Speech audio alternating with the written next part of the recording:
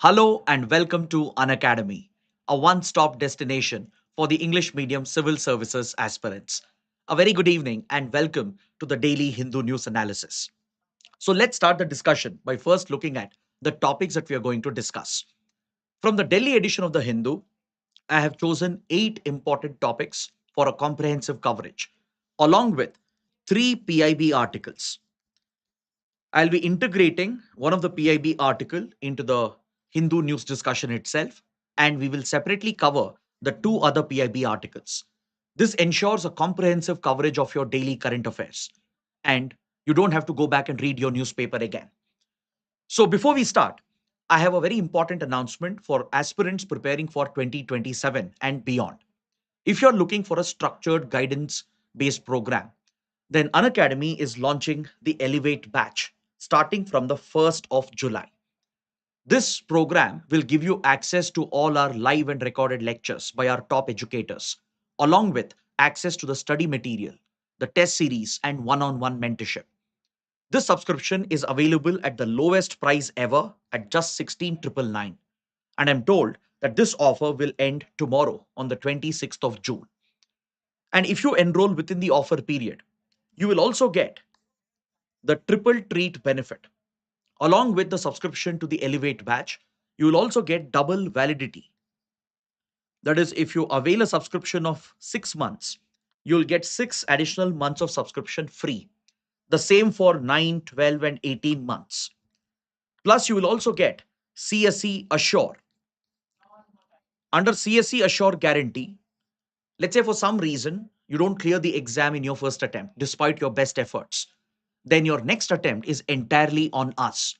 Of course, there are some conditions. This is meant to benefit only the hard-working students who have put in the genuine effort.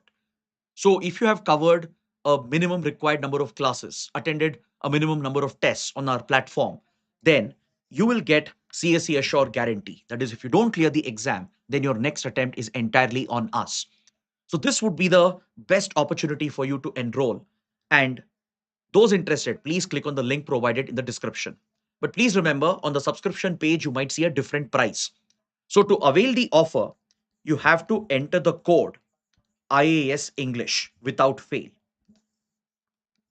So with this, let's get started and look at the first topic. On page number 8, we have an article written by Suhasini Heather.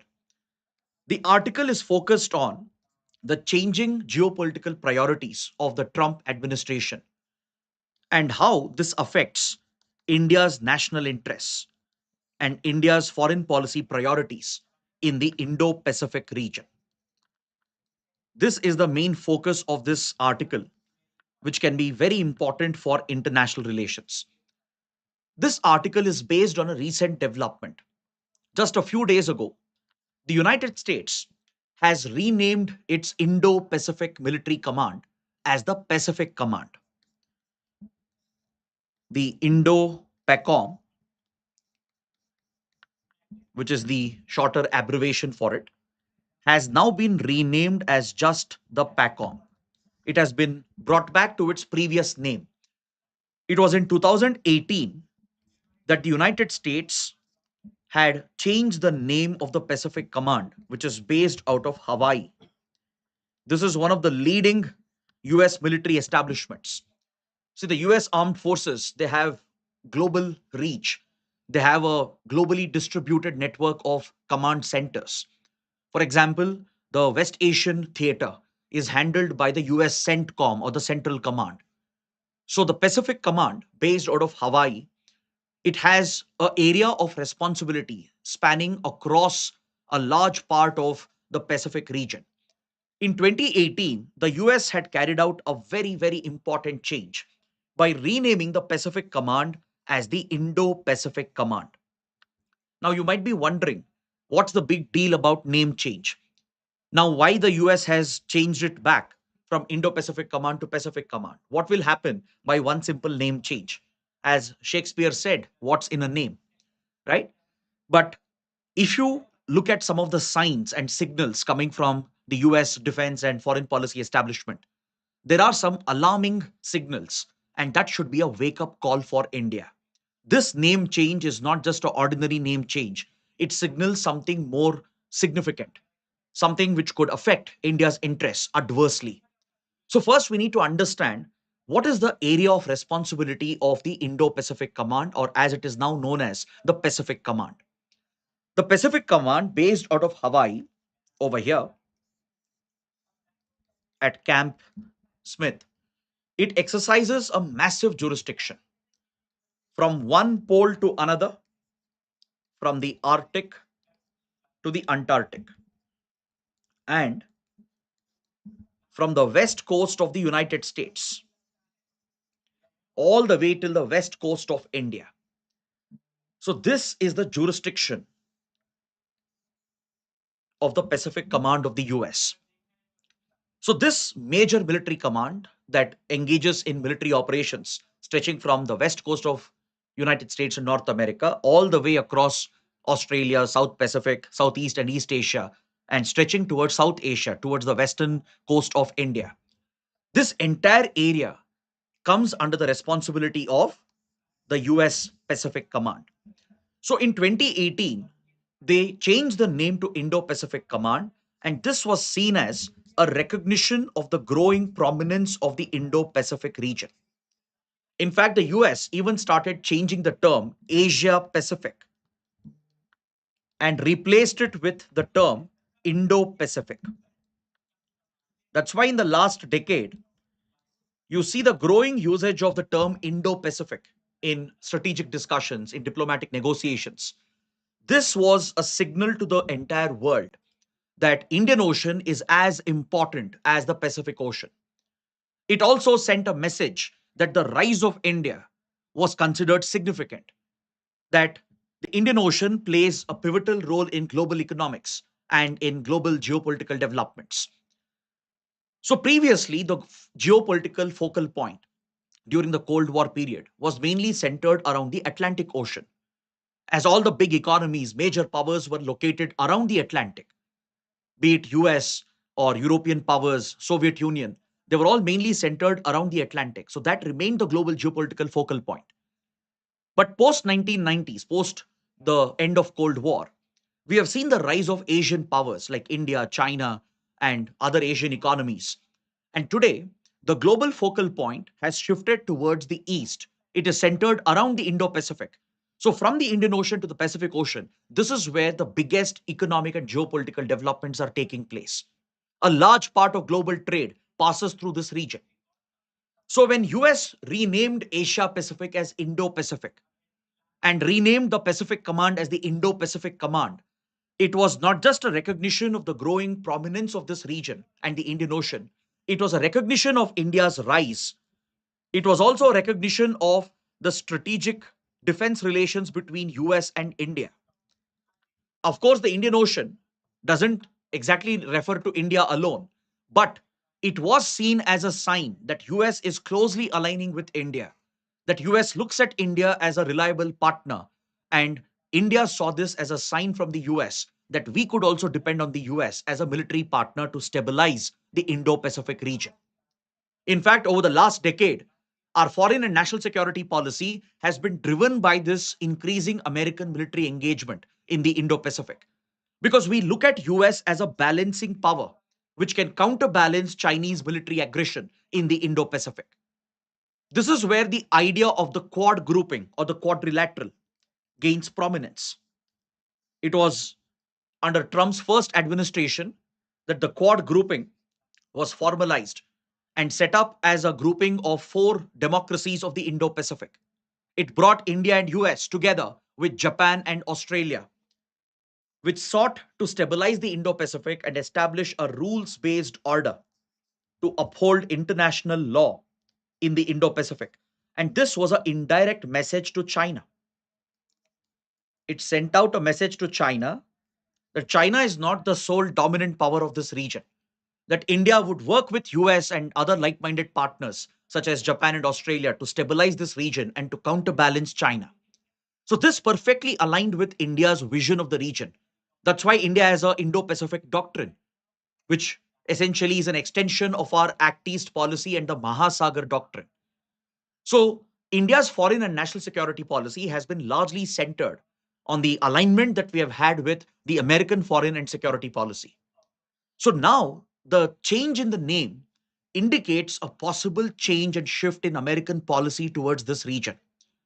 Now, for example, if you look at the US Secretary of War, Pete Hegseth, he recently participated in the Shangri-La Dialogue in Singapore, which is one of the leading conferences on geopolitics.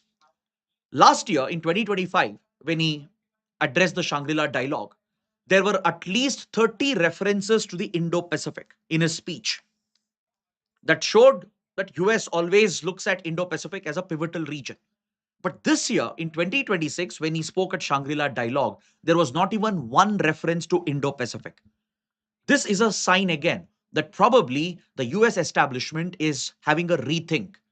They've dropped any reference to the Indo Pacific, meaning they may not prioritize the Indian Ocean, and the India US strategic partnership may not mean the same. And this probably has serious implications for us. You can see how the Quad grouping has been deprioritized under Trump 2.0.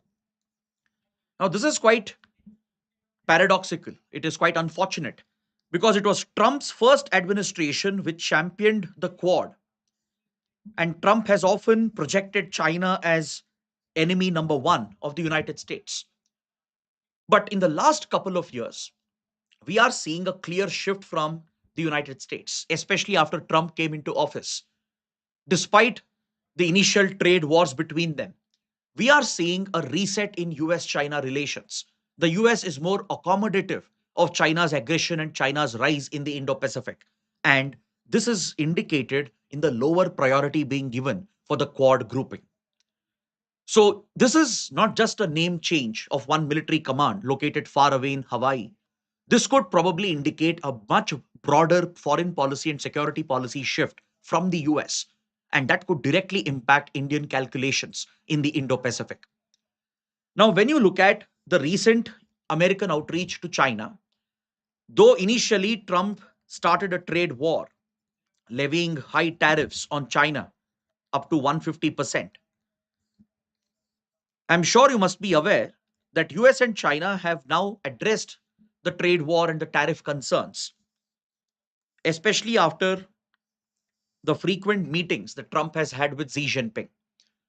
At the Asia Pacific Economic Cooperation Summit, at the APEC summit in South Korea, US and China reached a breakthrough where US agreed to remove most of the tariffs. China agreed to relax its export controls over rare earths. China also agreed to buy more American agricultural exports, especially soybean, which is at the very heart of Trump's political vote bank, because rural agrarian US is the primary vote bank of Trump, and China had taken a direct hit at Trump's vote bank after Trump levied these tariffs on China. China, one of the biggest consumers of soybean, had stopped importing soybean and other agricultural commodities from the US. So they reached a breakthrough at the APEC summit in South Korea, and this was followed by Trump's recent visit to China. Now, in another few weeks, Chinese President Xi Jinping will be visiting the US in September. So there is a clear sign which is visible that US and China are probably not just working out a reset in the relationship and trying to keep their rivalries aside. They might even be carving out a deal to divide the world into different spheres of influence. You might remember Trump has been referring to the so called G2, like how you have G7, G20, that brings the top 7, top 20 countries together. Similarly, Trump has been floating the idea of a G2, where US and China could collude and work together to protect their respective interests, avoid their competition, confrontation, and conflicts by carving up the world into different spheres of influence. Now, if you look at the national security strategy that the Trump administration has recently brought out, it has revived the Monroe Doctrine, which Trump calls it the Donroe Doctrine, where US is prioritizing its interests in the Americas region, in the Western Hemisphere. Meaning, Trump doesn't want China, Russia, or any external power to meddle with the Americas region and to leave the Western Hemisphere for American dominance and American hegemony. So, does this mean the Eastern Hemisphere, that is the Indo Pacific, would it be carved out as China's sphere of influence? Would US allow China to carve out a separate sphere of influence where China would be allowed to exercise its hegemony and dominance? Because, see, India believes that the Indo Pacific should be a multipolar region where multiple power centers exist. In India's vision, Japan, Australia, and India itself, they serve as different power centers that can counterbalance Chinese domination in the region. But if the US were to strike such a deal, carving up the world into Western, Eastern Hemisphere blocks, allowing China to rule and dominate one part of the world, whereas US secures its primary interests within its immediate proximity, that could be detrimental to India's interests. Because for the last 20 years, we have been made to believe that US will stand with us to counter China. India has been convinced that we can rely on American support, diplomatic, military support, whenever necessary with regard to countering China. But today it appears to be withering away. Because, see, the Quad summit, which has been due from a long time, has not been held. India was supposed to host the Quad summit since 2024. Back then, President Biden, he said he couldn't travel to India because of its prior commitments and upcoming election cycle, and the summit got cancelled. It has been nearly 2 years. India was supposed to have hosted the Quad summit by now, but it has been repeatedly pushed by the United States. Even recently, when US Secretary of State visited India, there was no guarantee or commitment given by the American side regarding the Quad summit. So today, Quad has turned into a regional economic group. There are four main areas under which the Quad countries are cooperating. One is maritime security, where they promote freedom of navigation, enforce a rules based order, protect international law, which essentially is a message to Chinese aggression in South China Sea and Indo Pacific. But Quad, which has been diversified, it now focuses on economic prosperity, economic ties, including development of vaccines, promoting trade, or promoting new technologies. It has a separate focus on critical and strategic minerals and associated technologies like AI, clean energy, etc. And a separate focus on disaster management and humanitarian assistance and disaster relief. But right now, the US is giving it the lowest priority. None of the Quad initiatives have moved forward in the last couple of years. Though Quad foreign ministers meeting have taken place, the summit level interaction is being pushed by the US. So this has created a fear, a suspicion that is the US looking to suspend the summit level interaction of Quad leaders and relegate Quad into just a foreign ministers meeting. That would be a big downgrade of the Quad from a summit level interaction to just foreign ministers level meeting. It would be a big downgrade for the Quad, which means the US is losing interest in the Quad. And it could suggest that US and China could probably be considering a G2 sort of initiative where these two big global powers will carve up the world into different hemispheres of influence. So, what can India do? Right? How can India try to counter this? If indeed the US is moving away from countering China in Indo Pacific, if US is giving that space for China to dominate Indo-Pacific, what can India do to protect its own interests? One option is India will have to move on its own and work with Japan and Australia, which are even now interested to work together to counter China in the Indo-Pacific. Fortunately for us, the Japanese Prime Minister Sane Takaichi is expected to visit India very soon in a few days. Then PM Modi in July will be traveling to three important countries in the region. He'll be traveling to Indonesia, Australia, and New Zealand. So, probably this is a visit where India can propose the idea of a parallel trilateral initiative, a India, Japan, Australia trilateral that can focus on Indo Pacific, which can act as an insurance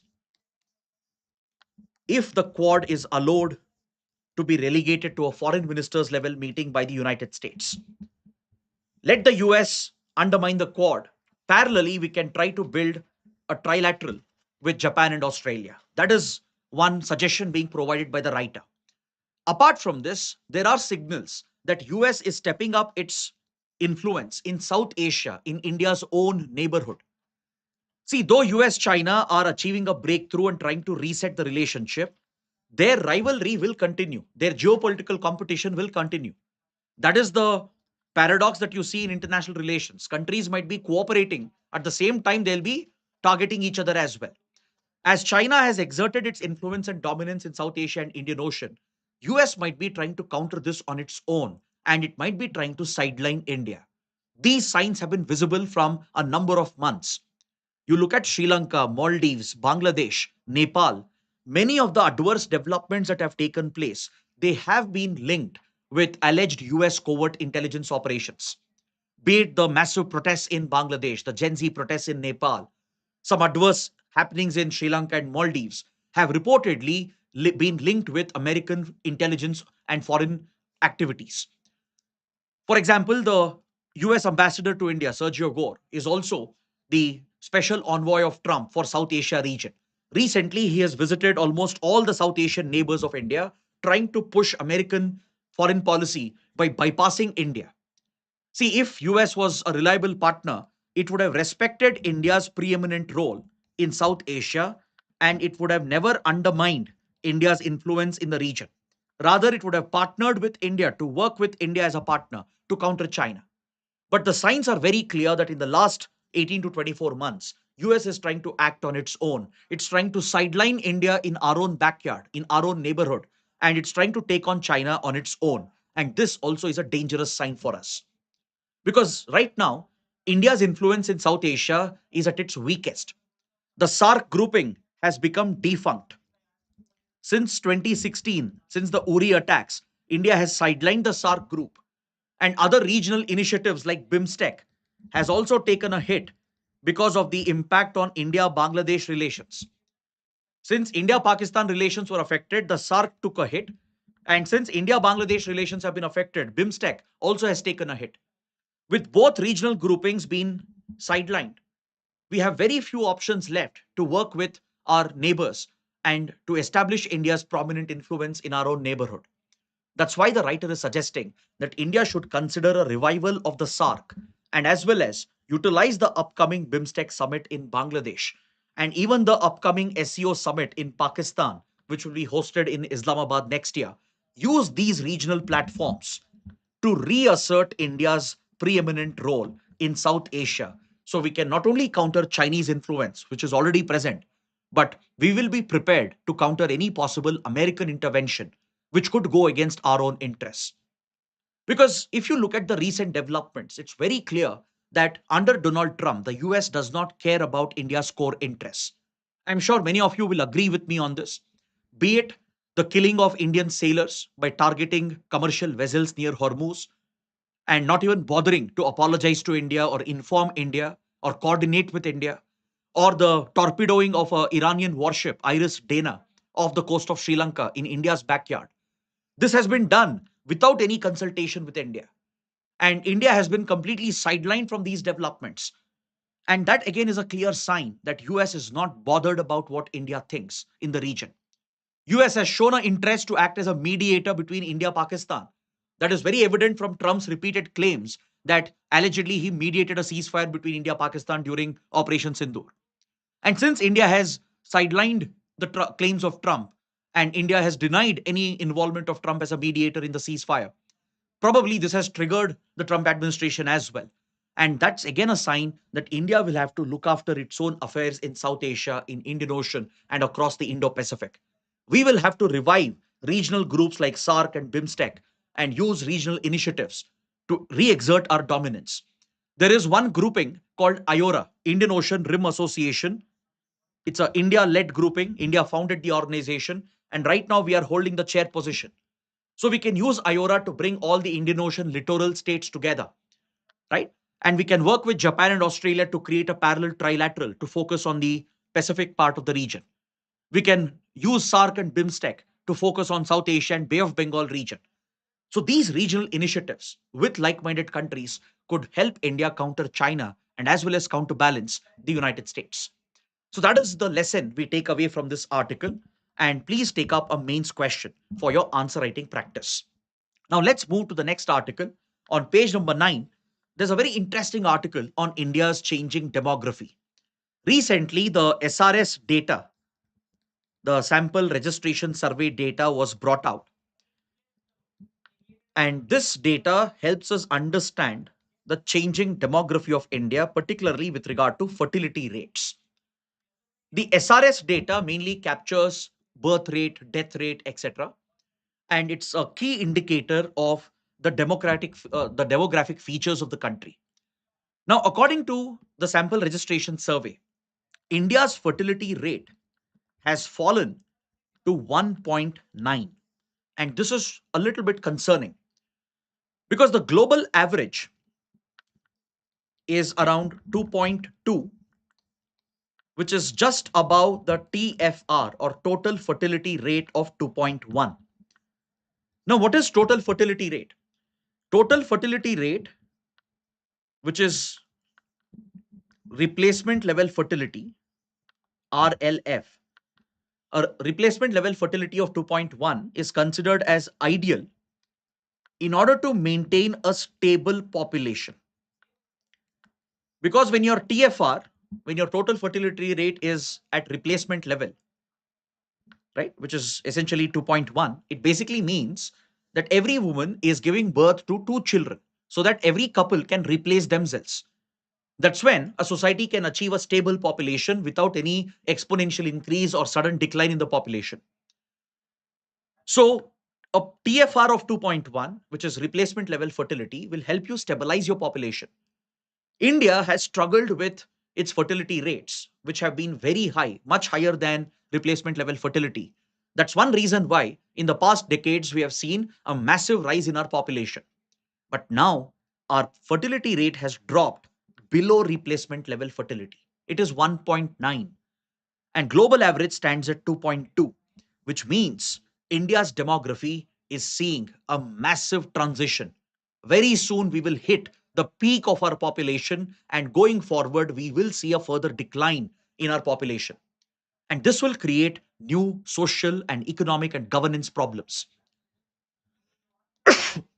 Excuse me. So now, when you look at India's fertility rates, it is not uniform across the country. In some states, it is still higher. In some states, it has fallen much below the national average. And there is a big difference from rural fertility to urban fertility. For example, rural fertility rate stands at about 2.1, whereas urban fertility rate has dropped to just 1.5, which means in urban areas, couples are having fewer children, maybe one or sometimes no children at all. Whereas in rural areas, the fertility rate remains above replacement level fertility. That clearly highlights the socio-cultural dynamics that influence fertility rates. Now, when you compare the fertility rates across India, across different states, and this again is not at all uniform, you see a massive difference in fertility rates, which will create a very unique problem and challenge for India in the coming years and decades. So, I'll present this map in front of you to help you better understand the SRS data on fertility rates of India. This will help you understand the non-uniformity of fertility rates across the country. Now, take for example the national capital region of Delhi. Delhi's fertility rate is just 1.2, which is way below replacement level fertility, which means very soon Delhi will witness an aging population. Then look at the southern states: Kerala, Tamil Nadu, Karnataka, Andhra Pradesh, Telangana, West Bengal.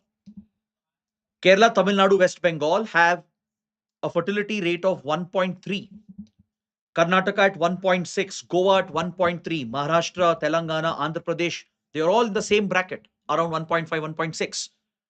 Now compare this with a few North Indian states and other states present in the northern parts of the country.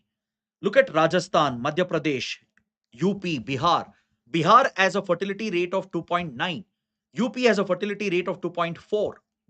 Rajasthan, Madhya Pradesh at 2.1 and slightly above than that, which means these states will continue to witness rising population, which means they will have more younger population in the coming years.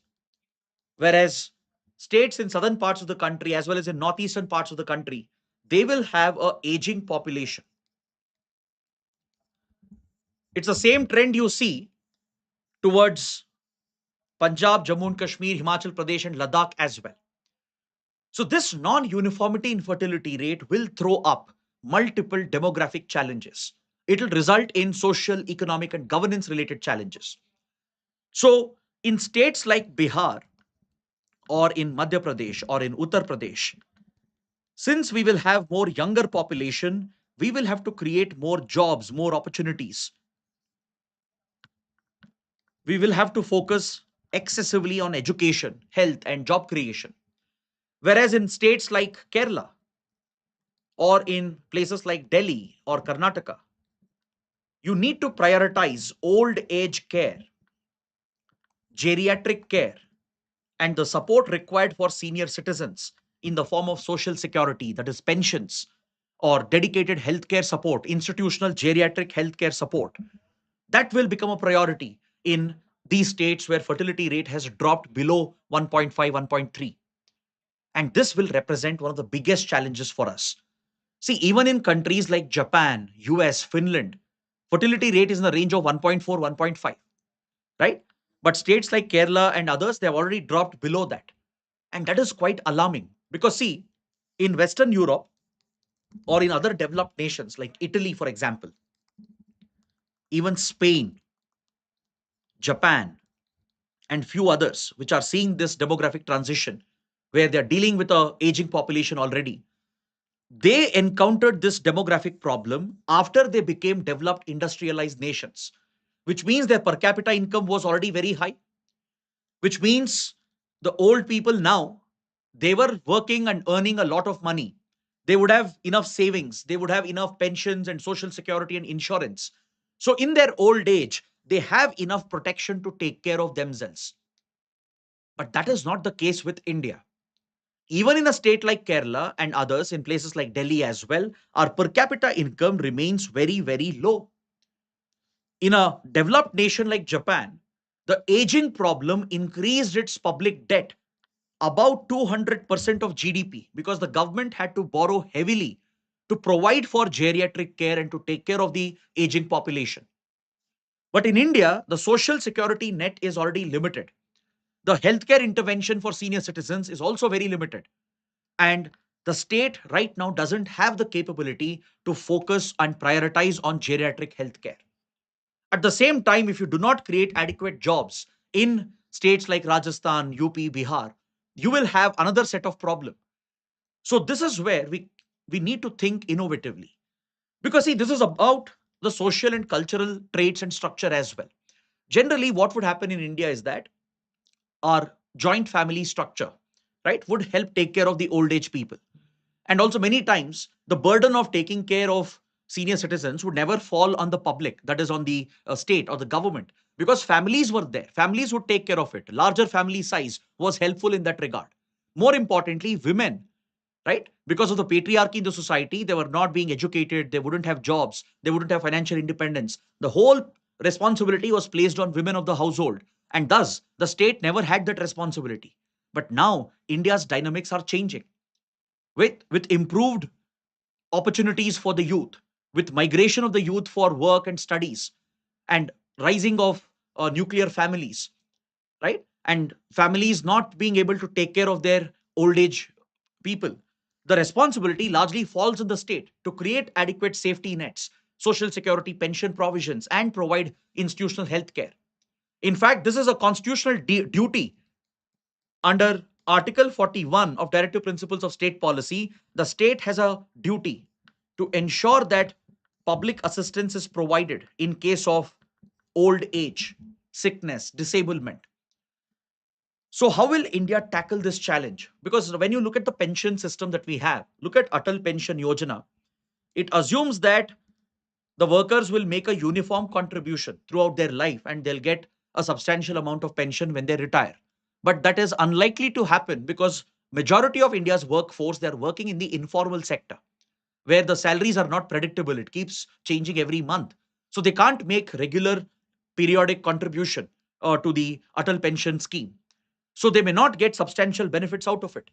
If you look at the state run National Social Assistance Program, which is based on the guaranteed duties of Article 41 under the DPSP, it provides a meager pension of 200 rupees a month for citizens in the age group of 60 to 79. Those above 80 years will get 500 rupees per month. You tell me, in today's world, what will you do with 200 rupees and 500 rupees? That too for an old age person who may not have other sources of income. How can they take care of their day-to-day expenses, their healthcare expenses? Because as you age, the healthcare cost will increase significantly. The kind of healthcare you require also undergoes a fundamental shift, like how infants, pregnant women require targeted healthcare benefits. Similarly, senior citizens also require targeted healthcare benefits. So, right now, the system is not designed to handle this problem. So, if the country doesn't wake up, if the governments don't plan for this, we are going to deal with a massive demographic crisis in the coming years and decades. It will result in higher population and joblessness in the more populated states like Bihar, Rajasthan, etc. It will result in a severe burden of uh, lack of care, lack of financial independence for senior citizens in other states where fertility rates have already dropped. So, one solution is to enable the movement of the workforce from the higher populated states towards the aging states. This is the only appropriate solution. For example, let's say youth from Bihar, if they are given better education, better training, and better skills, they can migrate to a state like Kerala where there is a demand for workers. Because with aging population, you will face a shortage in your labor force. You will face a shortage of workers, skilled workers. You also need skilled caregivers. So, by promoting such migration within the country, you can potentially address this problem, right? But this requires considerable public investments, both from central government and state governments. Parallelly, adequate insurance has to be created for senior citizens. Pension benefits will have to be provided, which is substantial and which can take care of their actual needs, their financial needs.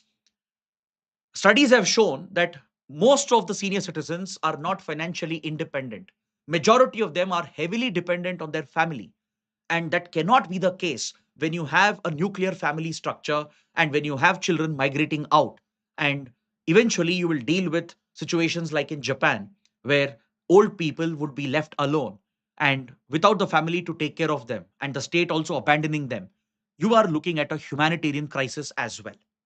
Right now, we have about 150 million senior citizens. This number will more than double by 2050 to around 347 million. That will be nearly 20% of our population. And according to Niti Aayog, 70% of senior citizens are heavily dependent on the family. They're not financially independent. And 78% of them have no pension cover at all. Even if pension cover is available, it is not sufficient. It's very meager amount, which is no way sufficient for their day-to-day expenses and healthcare expenses. So one way to address this is to institutionalize geriatric healthcare, like how India tackled infant mortality rate and maternal mortality rate with targeted public healthcare institutions. That is exactly what we have to do with geriatric care, to institutionalize old age care into our public healthcare system, into primary healthcare centers, government hospitals, and create a caregiving economy. In countries like Japan and Israel, you have a caregiving economy that provides for nurses and caregivers who take care of the senior citizens. And it is made affordable. And senior citizens are financially independent because of the insurance cover and pension cover that they have. So, this is what the government will have to create in states with an aging population and ensure that the states with higher population, with younger demography, they are given adequate education, training, and skills, enable their migration to find work opportunities, and they should also receive adequate social benefits. For that, you have to provide portable social welfare and social security. It can't be domicile specific or state specific. If, let's say, a worker from Rajasthan is going to work in Karnataka, right? He can't lose his pension benefit and insurance benefit, right? So the younger labor force will also have to be taken care of. And in the urbanized states with aging population, they will have to create incentives for the younger population from states like Madhya Pradesh, Bihar to migrate to their states to take up the work opportunities that would be available. So, this long term shift and transition strategy is absolutely necessary, and the planning should begin now. You can't deal with this after the problem emerges. It is a problem which will come up in another 15, 20 years. And if the states don't plan for this, if the governments, that is, if they don't plan for this, then you're staring at a massive demographic problem. So, based on this, take up this article, this question. See, this question can be relevant for social issues in GS paper 1, right? It can be relevant for governance, for economy as well. It can be a great essay topic. So please go through the points we have discussed and try to practice your answer writing. Now, moving on, we have two other important articles relevant for mains examination, even for prelims as well. On page 12, we have this article referring to a statement issued by Ministry of External Affairs. The MEA has clarified that your passport is not a proof of citizenship. Generally, there is this myth, there is this assumption that holding the passport of India, which proves your Indian nationality, is assumed to be a proof of your citizenship. But MEA has clarified that it is not. Your passport basically helps you to travel abroad. It will help you access foreign ports, foreign territory by establishing your nationality. That's it. This is not treated as a proof of citizenship per se. It establishes your nationality, that you're an Indian, but it doesn't necessarily mean that you're a citizen of India. Just like Aadhaar card or PAN card, they are not proofs of citizenship, or having a voter ID card is not a proof of citizenship. So this has been made very, very clear by the MEA. Now, there can be a prelims question. What can be constituted as a proof of citizenship in India? And options can be given: passport, Aadhaar card, etc. These documents that you have, be it your voter ID card, your PAN card, Aadhaar, passport, none of them are proof of citizenship. Then what is? See, in India, we don't have one single citizenship document. In some countries, there is a citizenship document which is issued, but that is not the case with India. It is a mixture of documents which will help you establish your citizenship. See, this question came up when questions were raised whether passport can be used to prove you're a citizen of India in the ongoing SIR exercise, the special intensive revision, where voter list is being refined and updated across the country. Right? So people are being asked, the voters are being asked to prove their citizenship to ensure that their names are retained in the electoral rolls. So this question was asked in a conference organized by Ministry of External Affairs. And the MEA has said passport is not a proof of citizenship, just like Aadhaar, PAN is not a proof of citizenship. So in India, we don't have one single document through which you establish your citizenship. It's a collection. Your birth certificate, your parental records. That's why when citizenship verification is done, you have to establish your family tree and your domicile certificate issued by the state government authorities, your school education certificates. If you have acquired citizenship through naturalization, then the certificates issued by the Ministry of Home Affairs. Collectively, when you possess these three, four different documents, along with your Aadhaar, your PAN card, your passport, that's when it establishes your citizenship. So we don't have one single document that proves your citizenship. Next, there's a important article on page 14 related to the FCRA amendment that was carried out, under which the new rules have been notified by Ministry of Home Affairs. The FCRA, Foreign Contribution Regulation Act, it regulates foreign funding. It regulates foreign funding to non-governmental organizations and institutions and entities in India. Right? Now, when it comes to receiving foreign funds, the state has a duty to regulate them in the interest of sovereignty and national security of India, public order, in the interest of ensuring morality, in the interest of upholding the security of the state as well. So, FCRA is a regulatory framework, a legal regulatory framework that allows the government to regulate foreign funding of institutions, NGOs, and other non state actors in the country. Now, NGOs, they do have a right to receive foreign donations when they are involved in charitable work or social work. Now, when you look at the Constitution, Article 19 gives you the right to form your associations, right? You also have a right to pursue a trade, an occupation, or a profession of your choice. This is a guaranteed fundamental right. Under Article 19(1) subclause C, you have been granted a right to associate, to form any association you want. Article 19, Clause 1, Subclause G guarantees you the right to pursue any trade, profession, or business or occupation. But however, these are not absolute rights. They come with reasonable restrictions that the state can impose on Article 19. Your Article 19 rights can be restricted. Your right to form association can be restricted on certain reasonable grounds. Your right to engage in any trade, occupation, or profession can be restricted on certain reasonable grounds. And this is what the courts have upheld as well.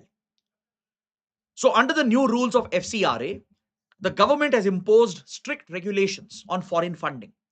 For example, there is a specific rule, Rule 9, Clause 1B, which mandates that foreign funds will have to be used only for the permitted purpose within the permitted geographical territory. So NGOs have to go through a licensing permit mechanism. If they're involved in any charitable work, social work, they should have the required permissions from the authorities. And only for those specific activities, they can receive foreign funds and utilize them. And they can operate only in a given jurisdiction, in a particular state or in a particular region where the permission has been granted. Apart from that, they can't receive foreign funds, and foreign funds cannot be diverted to be used for religious conversion or to be used for other nefarious activities which could threaten the integrity and sovereignty of the nation and public order and morality. On these grounds, the government can restrict your fundamental right. And the Supreme Court has upheld this argument, at least in two important judgments. For example, in the Noel Harper versus Union of India 2022, the Supreme Court agreed with the argument of the central government that foreign donations cannot be received as a carte blanche right. It's not an absolute right that any organization can receive foreign funds. It can be regulated by the government.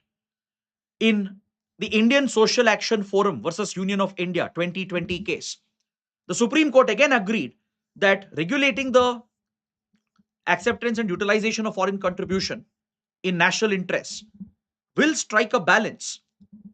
Yes, you have a fundamental right to associate, to form NGOs, to form any association you want, to pursue any trade and profession and business you want. But the state can regulate this on the grounds of sovereignty and integrity of the nation, security of the nation, public order, morality.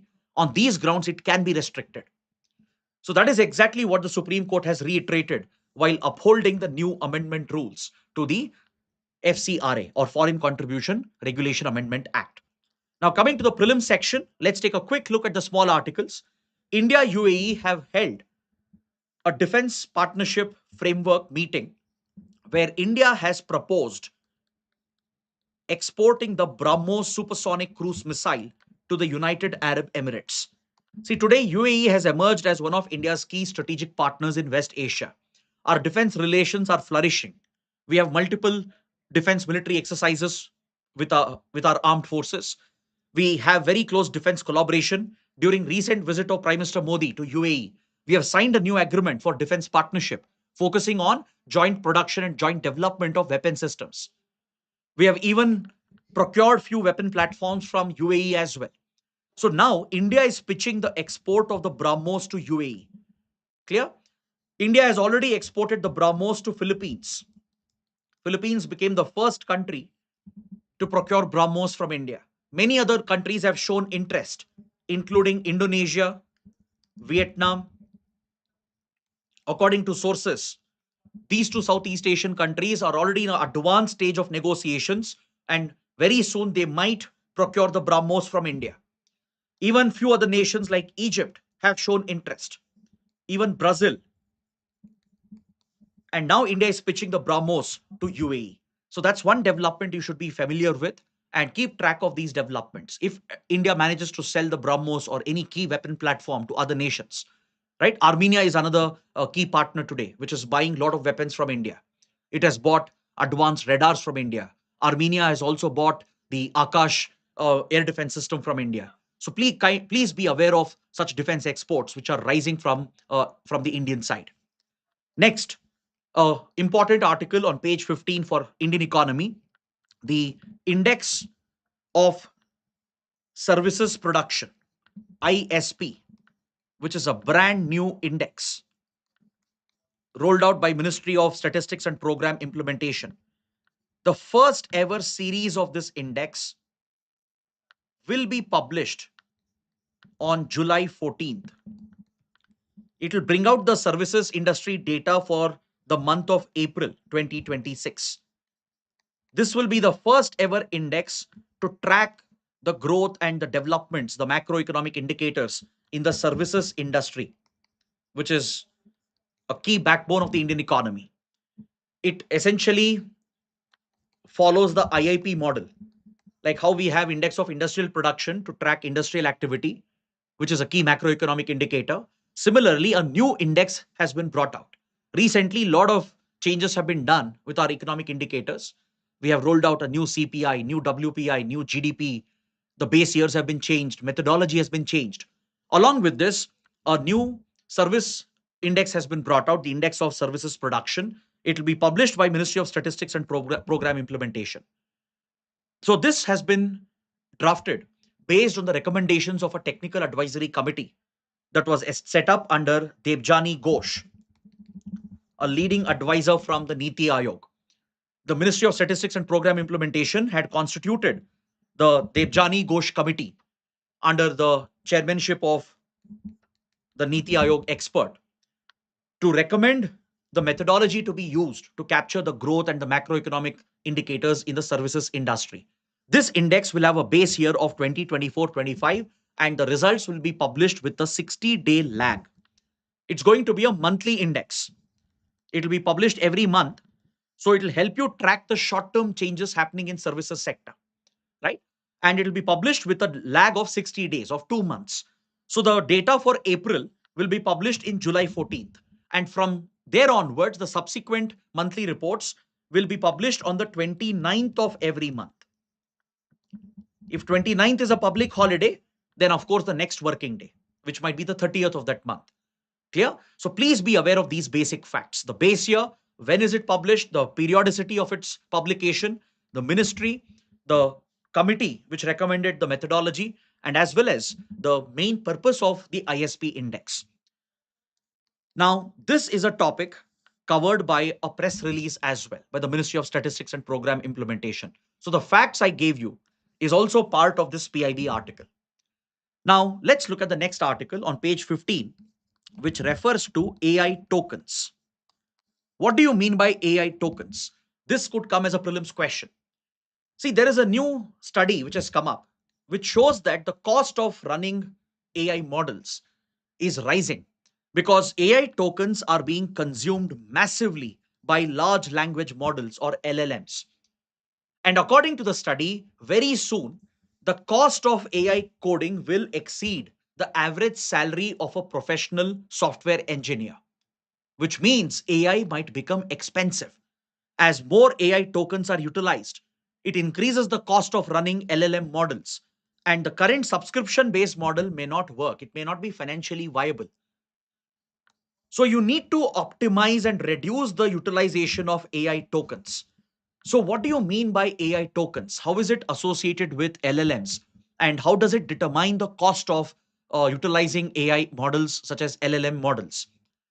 A AI token is a fundamental unit of data.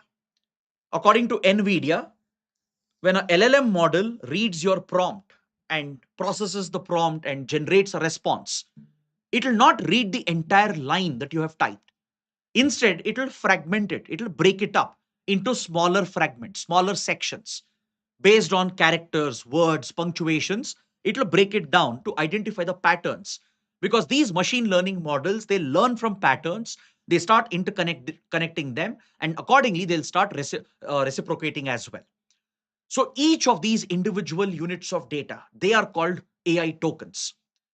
The short fragments that LLM models break up your prompts and the responses into. That is called a AI token. So more the tokens they utilize, more the time taken for the response. More complicated the prompt, more complicated the request, more number of tokens will be utilized. And this increases the energy cost, the computing cost. It will require more GPU capabilities, right? It will utilize more power. It could increase the water cost and the cooling cost as well for these AI data centers. And thus, running these LLM models where AI tokens are being massively utilized by LLM models will become super expensive. You will reach a stage where the cost of a AI model running it becomes costlier than the average salary of a software engineer. Then what's the point? Eventually, AI becomes more expensive and it may never really replace some of the manual work done by coders and software engineers. So that's why optimizing the utilization of AI tokens is very, very critical. So several AI companies are thinking about consumption based charge. Instead of giving you complete access to a AI model, like let's say today you have a yearly subscription available for ChatGPT or Claude, and you have complete access. You're typing random prompts. You're basically burning up more and more AI tokens. You're increasing the computing cost for the company, making it more and more expensive. But what if you are charged according to your utilization of AI tokens, right? Imagine this is like a reward system. Like, let's say you play a computer game, you have collected some points. You can only spend those particular points. So you will buy some AI tokens, then you will be more careful about the prompts you're giving. You'll be more cautious about the tokens you're burning and spending. This will bring down the cost and it will keep it within manageable limits. And that's when AI will become more efficiently used and adapted. Or else, if the cost keeps rising like this, then eventually the cost asymmetry will go against or it will work against LLM. And that is the challenge that the AI industry is trying to solve. How to ensure that AI token burning is avoided, how to optimize the limited capacities that we have and to keep the cost down. So you might see a switch very soon to consumption based model. Depending on how many tokens you have used, accordingly you will be charged. And this will be much more efficient, especially in complex tasks like coding. And that's where AI will be cheaper compared to regular software engineers. Coming to the last article, there's an article on page 16 that refers to the summer Davos. The article per se is not too relevant. At this conference organized by World Economic Forum, a Chinese official has said that China's technology is not a threat to the world. Rather, it advances the opportunities for the world. So this statement was made at Summer Davos, which is being hosted in China. So there could be a prelims question on what is Summer Davos, which organization organizes this event. It's officially known as the World Economic Forum annual meeting of the new champions. That's the official name of this conclave, popularly known as the Summer Davos. It started in 2007, just like you have the Davos summit of World Economic Forum in Switzerland. Similarly, there's a parallel event, the annual meeting of the new champions. It brings together the industry leaders, entrepreneurs, and startup founders and leaders, along with government leaders and academia. And it's a conclave, a forum, a flagship platform where world leaders and industry leaders are brought together. So it is being hosted in Dalian in China. Is that clear? So remember the location and when it was started, and what is the Summer Davos, the annual meeting of the new champions. It brings all the new age industry leaders and entrepreneurs with policy makers, researchers, and academia to focus on the cutting edge emerging technologies and changes that are happening in the global economy. It's organized by World Economic Forum. Now, coming to the PIB press releases, there was a important press release from Department of Space. India, which is currently holding the BRICS chair, which is all set to host the BRICS summit later this year, has been organizing a lot of related meetings and conferences. The BRICS head of space agencies meeting was hosted in Bengaluru, where ISRO is headquartered. The space agencies and heads of space agencies of BRICS members and partner countries, they were all brought together for this conclave where India has proposed the idea of a BRICS space economy. So, under the BRICS group, there is a lot of focus on cooperation in space technology to utilize space assets for disaster management, for remote sensing, and for other applications to benefit the common man. So, India has proposed establishment of a BRICS Space Council that can act as a permanent body within BRICS to promote space cooperation between the space agencies of the member countries and the partner countries of BRICS.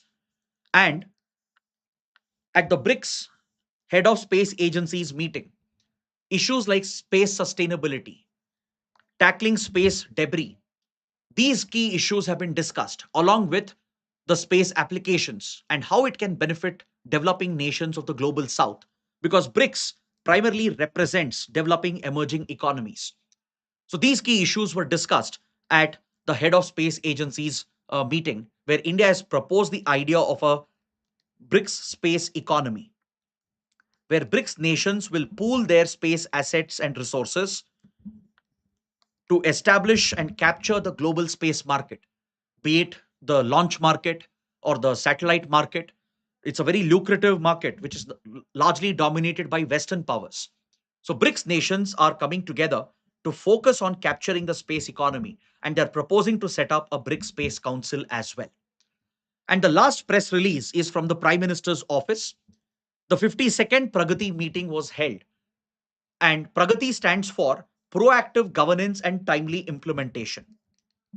It's a ICT enabled interactive platform that was launched in 2015 that allows the Prime Minister to take up citizen grievances and to streamline and fast track critical projects of national importance. It allows the Prime Minister to take a stock of key projects which are being implemented by central government and state governments. It will allow the PM to seamlessly interact with different ministries, officials of different organs of the government, including the state administration and local authorities, and receive citizen complaints and grievances as well, and fast track key projects, especially important infrastructure projects, which are nationally critical and important for the strategic and economic implications of the particular project. So Pragati stands for proactive governance and timely implementation. So the 52nd meeting has taken place where the Prime Minister led interaction has streamlined a number of ongoing projects, including industrial corridors, power projects, and metro rail sectors, etc. Up to 30,000 crore worth projects have been fast tracked, along with looking at various other pending citizen grievances and complaints. So, on this note, I bring the analysis to an end. I hope it was a useful session. If you benefited, do press the like button, share your comments, and don't forget to subscribe to our channel. Thanks for watching.